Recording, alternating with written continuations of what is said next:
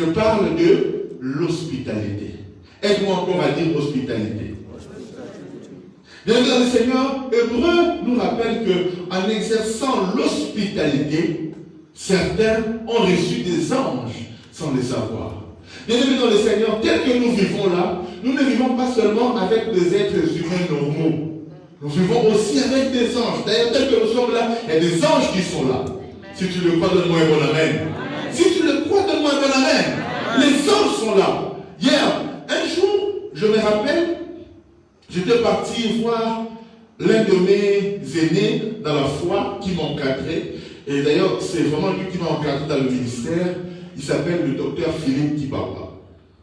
J'allais chez lui tous les jours. J'ai quitté chez moi, pour ceux qui connaissent un peu Kinshasa, la commune de Matete, j'ai quitté le quartier des Bonhommes pour aller le retrouver au quartier Vitamine.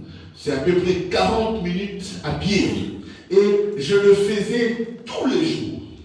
Et un jour, je me rappelle, alors que j'étais parti pour le servir, parce que j'allais là-bas, je restais, c'est moi qui prenais son sac, et j'en profitais pour qu'il m'enseigne, parce que j'aimais la parole. Et un jour, alors que j'arrivais chez lui, le Seigneur m'a fait grâce, il a ouvert mes yeux. J'ai vu devant sa maison, il y avait un ange qui était là. J'étais totalement un peu comme floué. J'ai vu un ange devant sa maison. Et puis, j'entends le Seigneur me dire, entre, mais regarde bien. Quand j'entre, je me retourne, je vois qu'il n'y avait plus un seul ange. Il y avait maintenant 2 anges qui étaient là devant la porte. Et je pose la question au Seigneur, mais le deuxième ange là, il vient d'où? Il dit, c'est lui qui est venu avec toi. Wow. C'est-à-dire, quand moi je marchais, il y avait aussi un ange à mes côtés. Et quand je suis arrivé chez lui, il y a eu maintenant 2 anges. C'est-à-dire, l'ange qui était là pour lui et l'ange qui était avec moi se sont mis maintenant devant la porte. Et ils nous protégeaient. Et je veux voir les démons qui pouvaient entrer là-bas. Alléluia. Il y a tel que tu marches là, sache qu'il y a des anges qui marchent avec moi. Chaque enfant de Dieu, quand il marche, il y a un ange qui marche avec lui. Donne-moi un bon amen. Je te rappelle tout simplement que même quand les démons ont été chassés du ciel, parce que les démons, ce sont des anciens anges. Ils étaient des anges, et puis ils ont péché, et ils ont été refoulés. Mais la Bible déclare, ou nous fait comprendre, qu'il n'y a qu'un tiers des anges qui a été chassé du ciel. Amen. Donc s'il y avait 9 anges au ciel, 3 sont partis. Mais 6 sont restés. Alléluia. Autrement dit, pour chaque démon qui peut t'attaquer, il y a au moins 2 anges qui sont disposés pour te défendre. Est-ce que tu me comprends? C'est-à-dire, 2 tiers sont restés avec Dieu et 1 tiers est parti avec le diable. Donc pour chaque démon qui peut t'attaquer, sache qu'il y a 2 anges qui sont disposés pour te protéger. Donc il y a suffisamment des anges pour protéger chacun de nous. Partout où tu marches, l'ange est là. Voilà pourquoi même quand on parle des attaques du diable, on dit ceci, on dit le